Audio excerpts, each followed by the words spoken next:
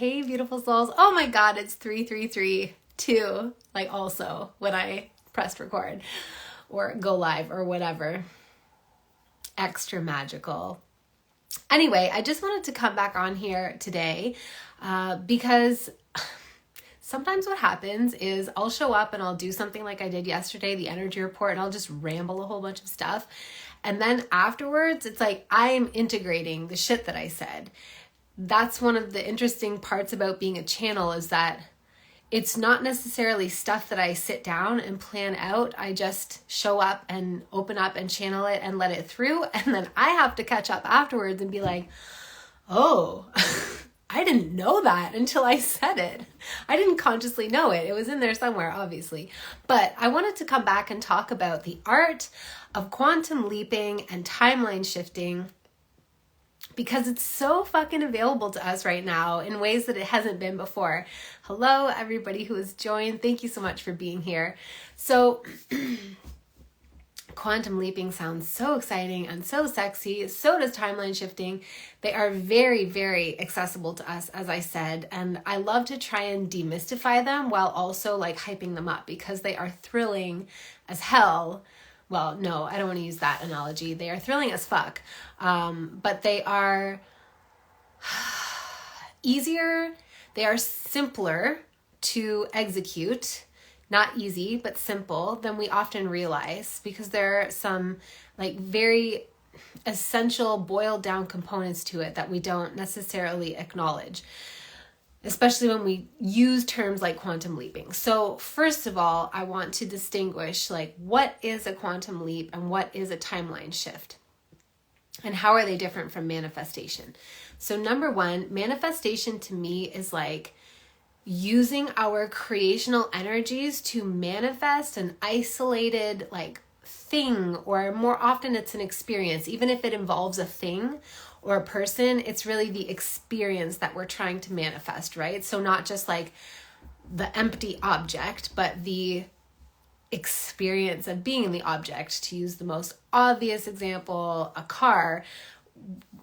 Like we wouldn't really be happy with manifesting like a super cool car for like Mustang people, and we want like an old vintage Mustang. We want an old vintage Mustang, presumably that drives, so that we can have the experience of driving it. We don't just want like a shit pile in the driveway that's not going anywhere. So manifestation is using our creational energies to align ourselves with an experience that we desire to have, and bringing that into materialized manifestation essentially through our imagination, which is our ability to surf the 4D, to surf it masterfully. So essentially through our imagination, but our bodies become the portal of manifestation, because we experience it through our physical senses, because it has become materialized. We are materialized. It's like we dreamed it into being. That's what manifestation is to me. Timeline shifting is when you move from one entire timeline to another one. So it will involve different manifestations, but it's kind of like, instead of focusing on the single experience of like manifesting a car, you're kind of like, no, I want to be in the timeline where shit is like going very well in my career life, shit is going very well in my social life and my romantic life, and my body is banging and it's super healthy. Like that's the timeline that I want. So you're not focusing on like kind of an isolated manifestation. You're creating a whole story for yourself that you would prefer to be living, and it has a whole bunch of different manifestations involved. And instead of focusing on the individual manifestations, you are focusing on the whole entire experience. Quantum leaping is when you desire to drastically shift the timeline that you're on. So it's different from manifestation, although these all build on manifestation. They all involve manifestation, but it's different in that it's kind of like a timeline shift, but the distinction I see is that a timeline shift is like you're probably shifting into the next probable timeline, like, or maybe a couple ones over, but it's sort of like a lateral shift. Yesterday in my live, I used the analogy of a multi-laned highway. So you are moving from the left lane into, let's say you want to be in the second from the right lane. You have to move into the second from the left lane, and then the center lane, and then the second from the right lane in order to get to the timeline that you want to be. But you're shifting sort of like incrementally according to a fairly even and smooth trajectory. So for us, I mean, really we're manifesting 100% of the time, legitimately 100% of the time. We can't not manifest. It's impossible for us to not manifest. That is what we do. That's our whole entire like original function and creation purpose and blueprint. We're also timeline shifting all the time because there are infinite possible timelines and there are finite probable timelines, and we are shifting within the finite probable timelines every single moment. Some of those like timelines that are most probable because they're closest to us right now, meaning they most closely resemble the life that we are already living in the timeline that we're already in. Some of those timeline shifts are barely perceptible even because they're so similar to the timeline that we're in, but it's like a different outcome that might not come to fruition for whatever, however many months or whatever,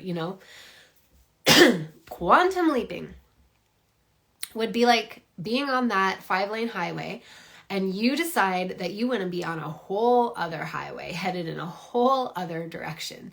And rather than having to do those lateral shifts into other laneways, you are just like basically like picking yourself up and like quantum traveling to a whole other timeline that is drastically different.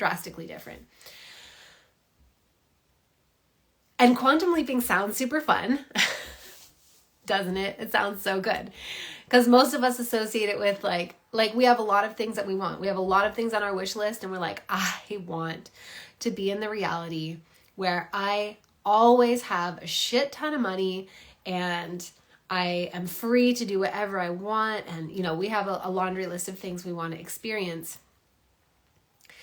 So quantum leaping sounds really fun. It kind of sounds to us like it's like getting all of that stuff at once. But the thing that makes quantum leaping hard, really hard, is that the reason you're not experiencing that timeline already right now in your manifested reality is because you have a whole bunch of beliefs and assumptions about yourself and about what life is, about the people in your life, the way things work for you, all that kind of stuff that are incongruent with that other reality. So in order to even be able to quantum leap there, you have to be willing to let go of all of those assumptions. And it's very hard because the reason that they are assumptions or beliefs is because we've had experiences that have reinforced them to the degree that they just feel like straight up facts to us. They don't feel like beliefs and they don't feel like assumptions. They feel like all evidence is pointing towards this being the objective truth. And so we kind of stay stuck in our own eddies, which means that we shift around in the same timelines, the same sort of like narrow selection of probable timelines all the time. But what's really, really becoming accessible to us right now is the ability to timeline shift with more deftness and dexterity and the ability to quantum leap. I'm sorry, I feel like I'm always having to clear my throat these days. This has been such a throat chakra year for me. So what do I want to say about where do I want to keep going in this art of quantum leaping?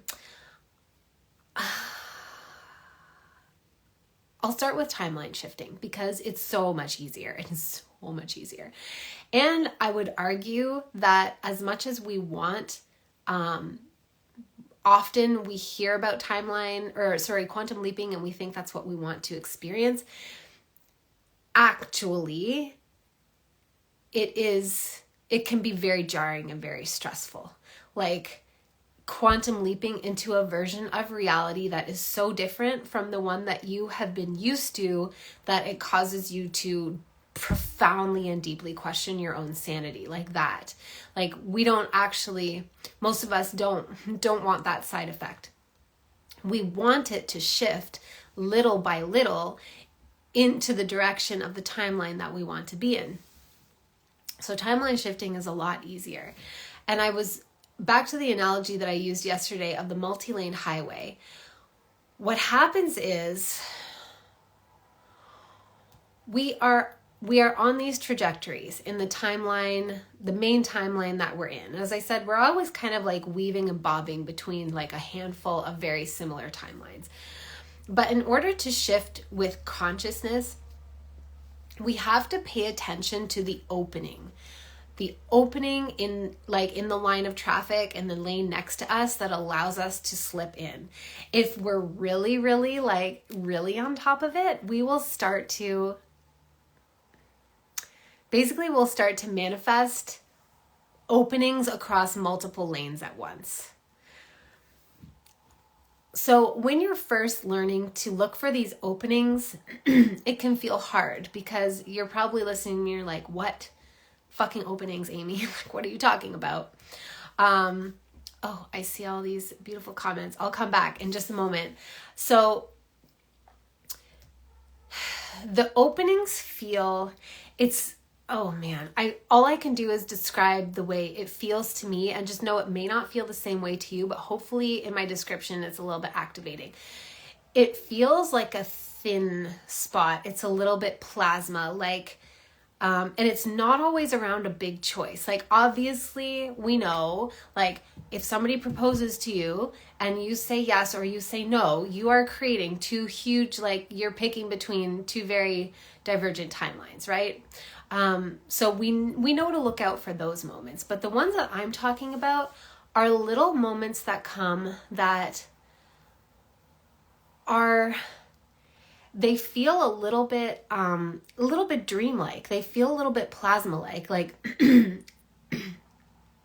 a little bit less solid, almost like you go into observer mode, even just for a moment where you're like, this is interesting. Like,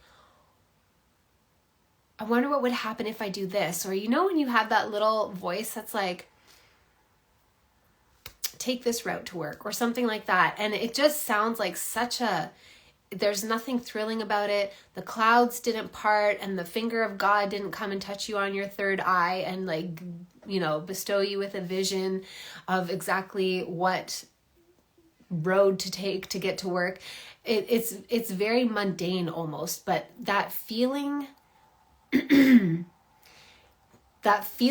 of like, almost like there's a different possibility and you're not even fully in your body is kind of how it feels. I don't know if I'm describing it very well, but it's often so negligibly small that we don't notice it. And it's often around the decision of something that we have been resisting and like whether we're going to actually choose it this time or not. So if you've had something that you have just been resisting, like a change or something that you need to do for yourself, something you need to work on, like right now I need to continue on doing more work to clean up my finances and just get them super organized so that I never have to deal with the kind of stress that I've dealt with over the last 3 years ever again. And I'm not prioritizing it. I'm telling myself I have these other things that I need to do first and whatever. And I can feel that there is resistance there. And whatever reason the resistance is there, it could be totally valid. But what I know is that resistance is like a form of self-protection, but also a form of self-sabotage. And I know that the more resistance I have to something, like the bigger the payload is behind that resistance or beyond that resistance. And so it's often something like that. It's like this little like squidgy little moment in time in your life where you could choose something that like just slightly reorients you in the direction of the timeline that you want to be on.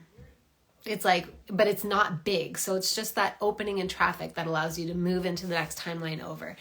And it sounds kind of like maybe slow and maybe boring, but it's actually super, super soothing to our nervous systems, because we're only making small incremental changes, and we're just learning to be more cognizant of those things and more aware of them as we go along, and start feeling those like sort of fluid plasma moments in our reality. And just like when you feel it, even just looking around or being open to like, what is the thing that I can do to like pass into the passing? What's the choice that I can make here?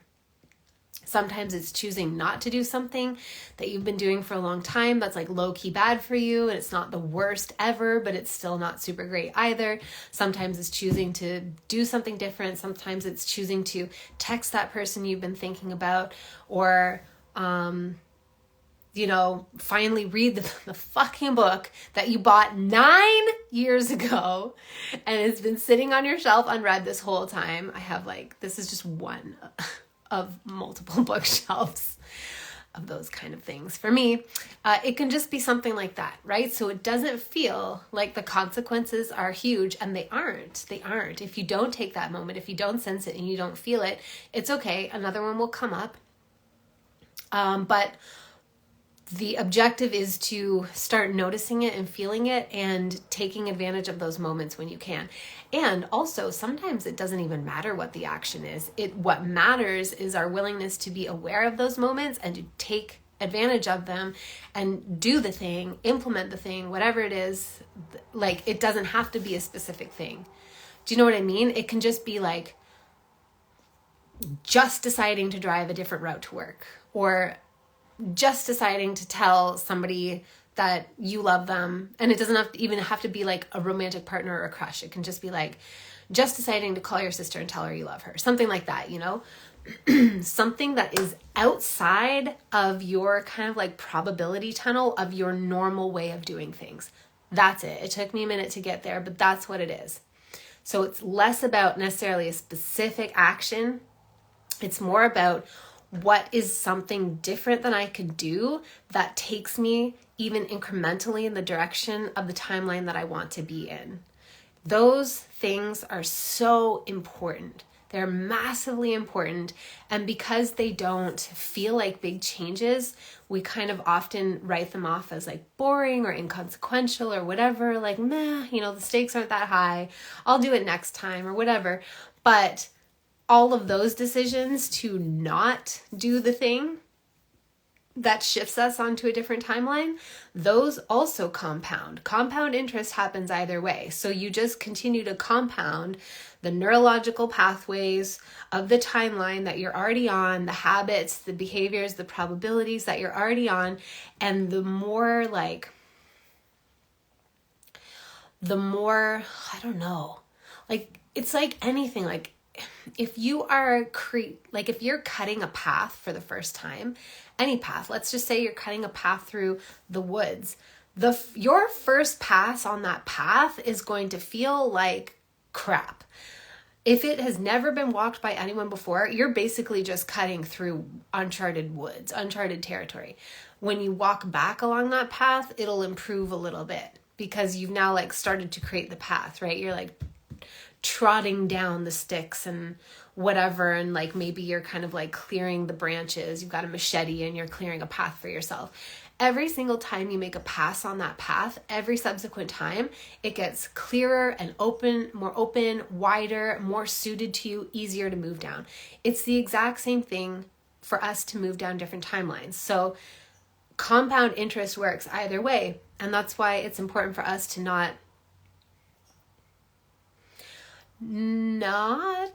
let ourselves get away with making the excuses all the time and not making those little tiny changes just because they don't seem worth it or important. They are. They all add up. So that is timeline shifting. I think that's all I want to say about that for the moment. Quantum leaping is totally possible. It's very exciting. It's very hard on the nervous system. And it's always, always, always 100% of the time that I've observed anyways, preceded by the decision to do those little incremental things for a long time. It's kind of like, I'll just use the example of juice fasting, because I did that juice fast last month. I haven't gotten back on it yet, but like the first time I tried to juice fast, I didn't even make it 24 hours. And then the second time I made it 24 hours. And then the second time I made it like almost 48 hours, but I caved at dinner time the second day. But I didn't shit on myself for it. It's not a big deal. I knew I was working my way up to doing it, and ultimately I succeeded at doing a 7-day one. And now I know that it was hard. Day 1 is hard. Day 2 is even harder. Day 3 is easier. Blah, blah, blah. That's how it felt for me. I know I've done a 7-day one. I know I can do a 7-day one, and I know that I can do it again, right? That's what happens. When we are quantum leaping, we don't just get the idea and then quantum leap. That's not where our consciousness is yet. I'm not saying that's not possible. It's 100% possible. Like, I'll go so far as to say that I honestly don't think anything's impossible. But I can say that conceptually, and yet I'm probably not going to quantum leap like that the second I get an idea, because that's not where my consciousness is. And the whole construct of my identity, the self that believes it is Amy, doesn't feel safe quantum leaping like that at this time. But I can quantum leap, and it can get bigger. It can get bigger every time, and I can show myself that I'm safe to do it, right? So quantum leaping for most of us is built on these little incremental decisions that are what I described in timeline shifting. All these little decisions to start moving the needle of the compass in the direction that we actually want to go, even if it's in tiny little ways that seem completely negligible and inconsequential at the time. And eventually those compound such that we get to a place where we start to see the fruit of those decisions in our lives, in our manifested lives, which I explained yesterday. The manifested part of our lives is the old news. In the same way that when you're driving a car along a road, the majority of your focus is not on where your car is in space and time right now, because that's, in a way, that is the present, like the location of your car. In a way, that is the present, but in a realer way, it's your immediately passing past. And the actual present is the spot up ahead on the road where your eyes naturally want to fall, like however many yards ahead or meters ahead or miles ahead or whatever measurement you want to use, that, you know, you're kind of focused on naturally as a driver to keep you on the trajectory that you want to be on. That's actually the present. Even though your car is not there yet, your car will be there very shortly. And so looking at our manifestation as though that's reality is looking at what's just passing. And what's just passing is a manifested expression of what you had been believing and assuming previously, and the state of self that you've been occupying. This, like, the emotional state is mostly about the stories. Basically, it's about the stories we tell ourselves and all the emotions attached to it. You can be telling yourself a story that you're fucking dope, everybody loves you, and everything works out for you. You can be telling yourself a story that, like, everybody always leaves you, your heart is always broken, the good ones are always taken, and, you know, all the crying, all the things. Neither of those stories are bad. They just, usually we're not super happy with, we're not long-term happy in the second story, right? Most of us want it to be more like the first story. So, where was I going with that? Right. So when you are quantum leaping, when you're deciding you're wanting to quantum leap, and you're doing all those little incremental shifts building up to the quantum leap itself, where the quantum leap becomes like visible and experienced by you, the reason that those shifts are so important, even if they seem inconsequential, is that they create a different manifestation for you. And even though your manifestation, like your manifested present physical solid reality, even though, as I just said, that's pretty much like your immediate past. You're just passing past. And so it's not really like the thing that we want to most focus on. It is an important thing to focus on. Just like when you're driving, you also don't want to ignore if a freaking dog runs out in the road right in front of your car right now. Like, you also want to have an awareness of where your car is on the road at any given time.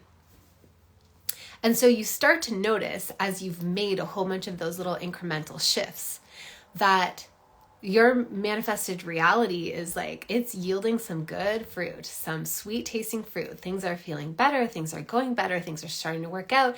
And it isn't necessarily the whole picture, and that's okay. It's not the whole package, and that's okay. But you're like, oh fuck, this is working. I'm on the right track.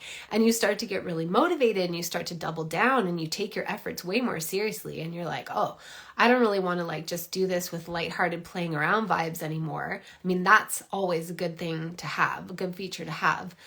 Perfectionism is not something that serves most of us, but you start to feel like, I want to take this seriously. Like, I want to apply myself and see what happens when I really start challenging my fears and my boundaries. And I start moving past those like congealed areas of resistance, the things that we don't want to do. And we're forever making excuses of why we shouldn't do them. Even when those areas of resistance seem completely unrelated to your desired quantum leap, like the thing that you think your quantum leap is about, doesn't matter. Resistance anywhere in your life is resistance everywhere in your life. It's affecting every part of your life, whether it is directly related or not. So we start to feel like bolder in challenging those things for ourselves, challenging the false matrix concepts that we have been programmed with that are freaking us out. And then usually our belief builds up to a point where suddenly we can like, the way it looks to me is it's not really a leap through space or even time. It looks like you pull yourself up above the whole play out of reality. You can't see. I've got my hand up here. Like I'm holding, like you pull yourself up above the whole play out of reality. And while you're in the air, it's almost like you're like a dolphin that is like, jumping up out of the water.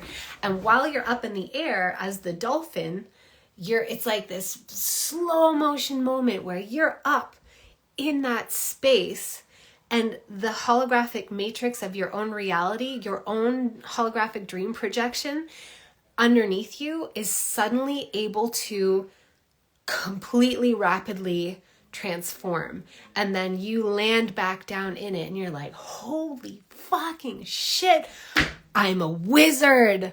I am a wizard. That's what quantum leaping is.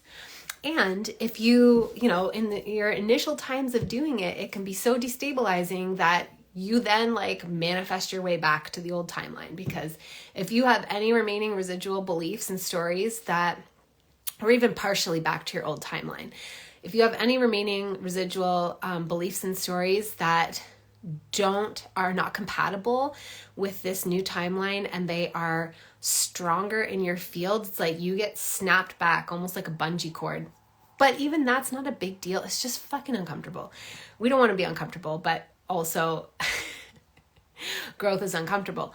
But it's not even a big deal if that happens, because it just tells you like, oh God, okay, I have more to clear around this belief and this perception. And I said, probably in the July energy report, I was talking about how like sometimes we carry with us past life imprints that we didn't even necessarily live. Like we just brought them in, especially if you identify with being a starseed or a light worker or anything like that. You brought in some past life imprints that you agreed to clear. It's almost like they're just in the collective Akash and nobody is able to clear them because the souls that lived through them are in such a state of extreme trauma and fragmentation that they don't have the conscious lucidity to be able to work through them. So you offered to like take on one or two or a few of them to clear them out. And sometimes you're carrying your own past life stuff. But regardless, it often takes multiple passes to really clear that shit out. And don't be down on yourself for it. It's like deep, deep, deep Akashic stuff, Akashic gunk that's in there that has to get cleared out. And we got this. This is what we came for. We're doing it. But I'll tell you what the key magic ingredient is for quantum leaping. It is the suspension of disbelief. The degree to which you successfully quantum leap is in direct proportion to the degree to which you are able to suspend your disbelief. So what that means is when you get to the point within yourself where you're like, I don't give a fuck. I don't care. I do not care. I do not care where I came from, how much money I had when I grew up, who loved me or who didn't, who walked out on me, who abandoned me, who let me down. I do not care. I do not care what I thought about myself in elementary school. I do not care what kind of grades I got. I don't care what kind of, what student I was in high school, what archetype I was playing. I don't care how many failed relationships I've had. I don't care. I don't care. I don't care. I don't care what's going on in my life right now. I don't fucking give a shit. What I care about is, I believe that this destination that I see for myself is real, and I believe that it is for me, and I believe that it is accessible, and that is where you're placing all of your energy. And that means, and this is hard. This is not something you just do because you hear me say it. It's not something that I successfully do. I always have to work myself up into that place. Always, every time. That's why I want to stress that there's all this invisible incremental stuff that happens first. We just see the quantum leap and we're like, wow. But really it's that somebody has worked themselves into that state of disbelief and that state of just refusal to let go of the thing that they want for themselves. And yet at the same time, surrender is required. It is required because you are not the orchestrator of how it works out. Your conscious mind isn't anyway. And if you try to orchestrate the way that it works out, you're just going to slow yourself down. So it's kind of that energy. Today I was recording something for my program Heart Star Creator, and I was talking about how everybody loves a rags to riches story. Everybody loves it. I love it. Why? Because most of us can identify to some degree or another with being in the rags position, right? And whether it's financially or in some other way where you just feel like, I was born under the wrong star in this department of life. And the people who successfully go from rags to riches are the people who just kept getting up over and over and over again, no matter how many times life knocked them down, no matter how many people naysayed them and basically stomped all over their dreams, no matter how many times they were rejected, no matter all that stuff, they were just no, I'm not giving up. And they probably had moments where they absolutely were I give up. But then they would always come back to but I can't, I can't walk away from this because I fucking know it's true and I know it's for me. It's like that. But I believe that right now it gets to be even easier than the typical sort of rags to riches stories we've seen and celebrated in movies and made for TV dramas and things like that. Because we don't necessarily have to go through this long, prolonged story arc anymore of how hard it was and blah, blah, blah, blah, blah. The only reason we had to do that before is because that's where our collective consciousness was. We were just deeply in the intricacies of a well-told story full of highs and lows and extremes of dramas and tearful moments and fearful moments and joyful, triumphant moments. That's what our collective consciousness, that's the paradigm within which we function, and we've been creating our experience of reality, but it's just one option out of many. We get to do it totally differently. And right now it seems to me that what's coming through for a lot of us to varying degrees is this remembering of how to use these energies to our advantage rather than using them or rather than just buying into them passively. And if we're willing to do that, then we can start to feel those subtle fluctuations in our own trajectory, the way I was describing that, you know, like those timeline shift openings feel, I don't know, kind of like just a little bit different, a little bit fluid, a little bit more lucid. It's so subtle, but we are able to start noticing it and start using those things to our advantage. So it becomes more like the passion of continuously leveling up in a video game, like literally getting to the next level, as well as like, you know, leveling up and you get to have the mushroom. You're a mushroom Mario now, or you're a flower power Mario now. It's that kind of thing. I guess maybe like quantum leaping is being star power Mario. No, it's going through the tunnel. It's going through the time warp. Anyway, whatever. Video game analogies are not perfect. But when I was describing that dolphin breaching the surface, that is like, that's the point where you just break through the surface of all the stories and all the circumstances and all the shit that would tell you that you can't have what you have. And you're like, I don't care. Like, I don't care. And it doesn't mean you're doing it out of hatred or spite. It's just like, it's almost like, I don't know, you're flipping the bird to yourself in your own bullshit, really, right? It's like, I don't fucking care. I don't care. This is happening. I believe in it. I believe in that way more than anything else. And that is what I'm holding to. That is what I'm putting all my energy towards. I know it's almost like knowing that it's going to take time to get there, for it to physically, materially manifest, and being okay with that, but knowing that because you're tuned into it right now, fourth dimensionally, it is real. So you're living there. It's like literally living up ahead on the road, or it could be living at the destination. Like if you're driving somewhere that you want to go, even if you're not there, even if it's like a 4-hour trip, hour 2, you're nowhere, you can't see it at all, but that's what's going on in your head. That's what you are spending your time, like, you're like, that's where I'm going. That's where I'm going. You're not questioning it. That's where you're going. It's the same way on our timelines. And so you're kind of like breached. It's like you get to this point where you can break free of all of those limiting beliefs and disbeliefs, and you bust through all of them, and you're up in the air, and you're like, this like holy suspended moment of freedom. And then because you're no longer holding the construct of your previous timeline and your holographic matrix and all those stories in place with your own consciousness and your own belief energy, all of a sudden the hologram is free to be like, and completely like change form. And then you drop back down into it and you're like, yep, that's what I'm talking about. That's what I've been seeing the whole time. So that's what a quantum leap is. I feel like there was something else that I wanted to say about it just now, but I kind of forgot. Oh yeah, okay.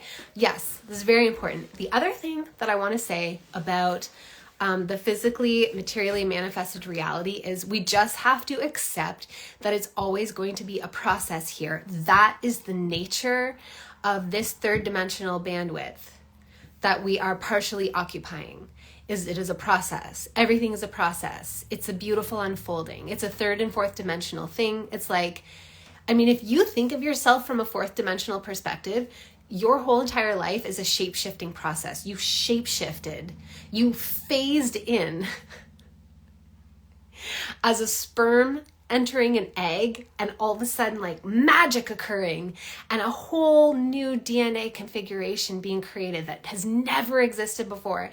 And then all these, like, the cells start rapid dividing and multiplying, and you're just tumbling down the fallopian tube, and then you get to your mother's womb and you burrow your way in there, and all of a sudden you start like rapid transforming and shape-shifting, and it doesn't end when you're born. You grow through childhood, you grow through your whole life, you gain weight, you lose weight, the structure of your face changes, your eye color changes, your teeth change, your voice changes, your hair changes, everything about you changes, and we have way more control over it than we think.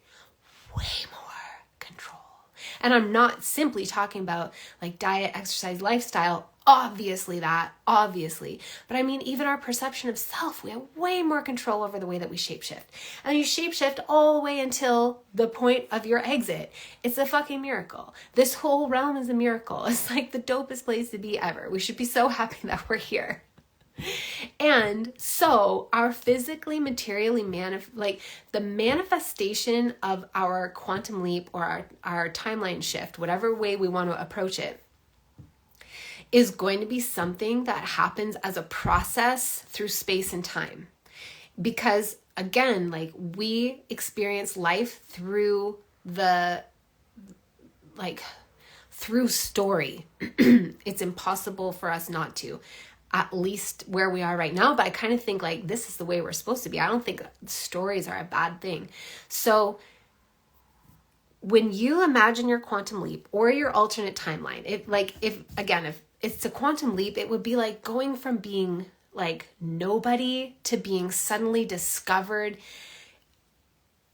while you're singing to yourself as a waitress, closing up for the night. And little do you know that one of the people in the last patrons of the restaurant are, like in a booth, and it's actually a talent agent or something like that. That's what a quantum leap is, where like things change so much that it's just like, and yet it's still going to change like that. It's going to change through a story trajectory, right? It's a whole different timeline, but it has to come in through a story. And it's going to, so the first moment that you really tune into and choose your quantum leap or your alternate possible timeline,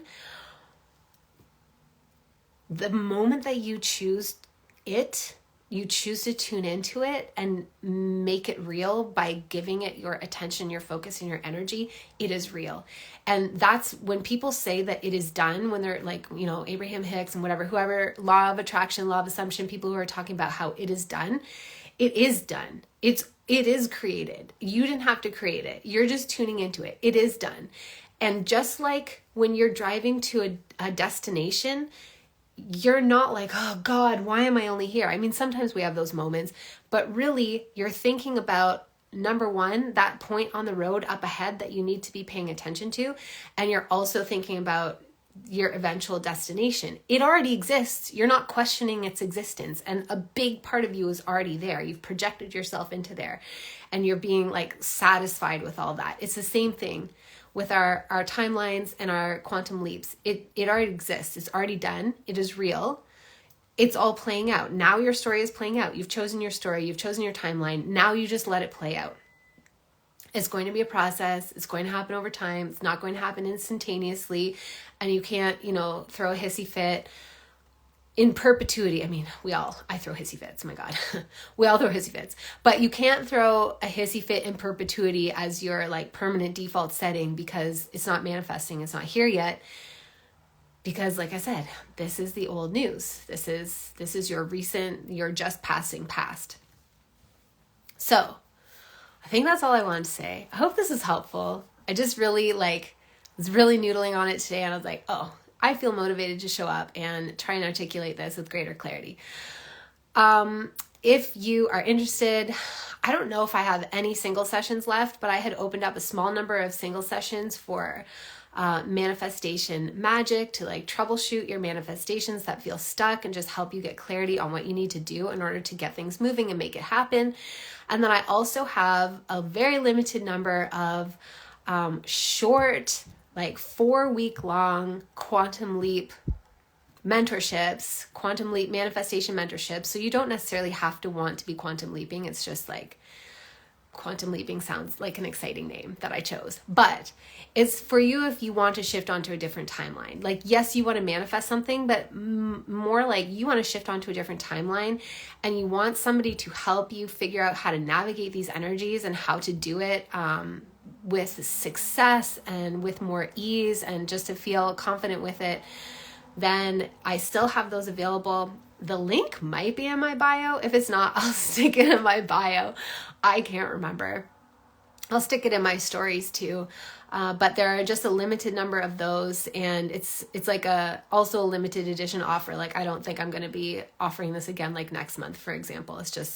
I just feel super motivated to do it right now, and I have the room in my schedule for August and September. So if that's something that you're interested in, then check it out. Otherwise, I have a course called 5D Magic Manifestation, where this is literally all I talk about. in the whole entire course. It's on sale right now. The link for that is in my bio. And that's it. You can also sign up for my free Tarot and Akashic energy readings every week through email. That link is in my bio. Okay, I love you all so much. Oh yeah, I wanted to check out these comments. Let's see. Okay, so Sacred Soul Tushar, please help me out. I am confused and need your guidance. Okay, well, check out the things in my bio.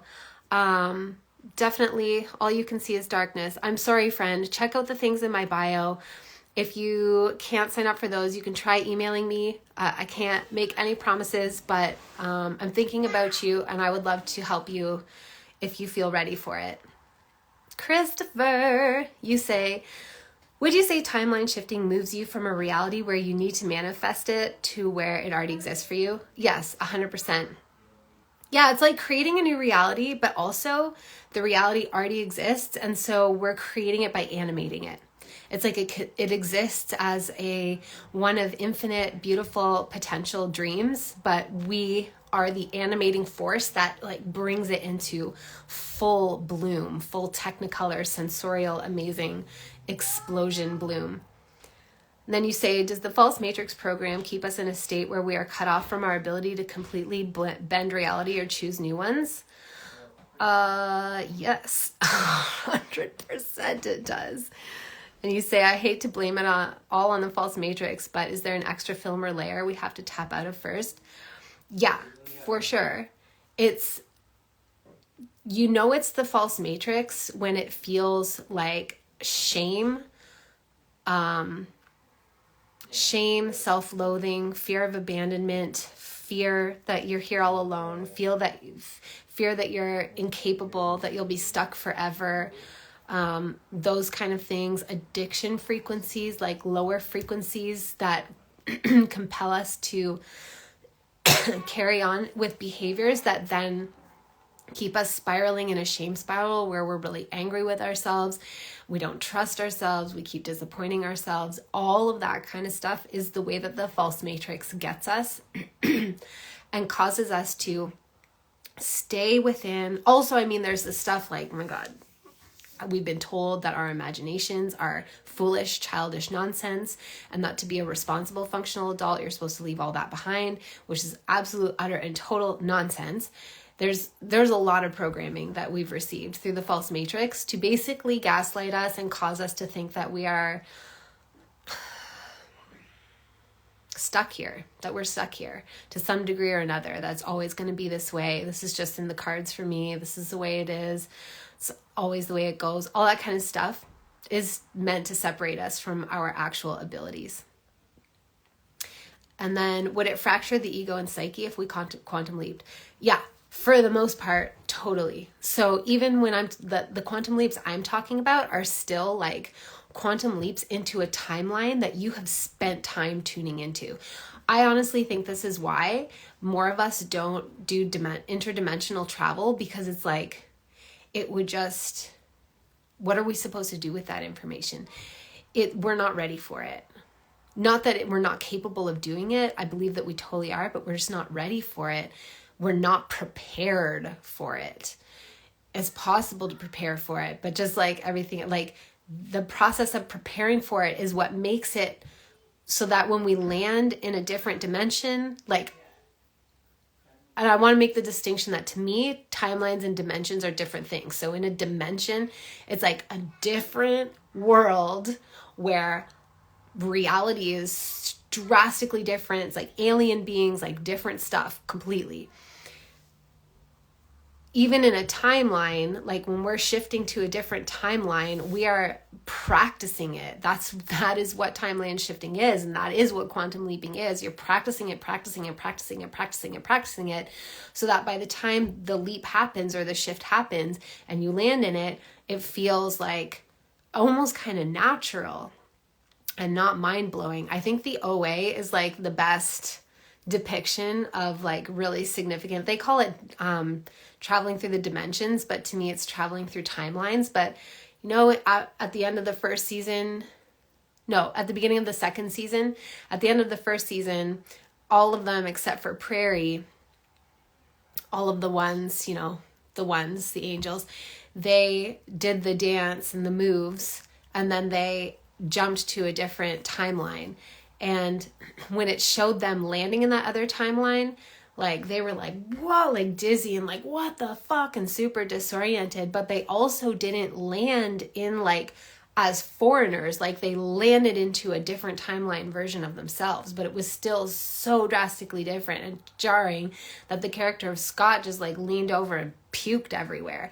I actually think that's what happens to us if we try to jump when we're not prepared for it. So it's really important that we prepare and tune in. Okay. Can you recommend books to read about quantum leaping? I can't, because I don't read any books about quantum leaping. I'm very sorry.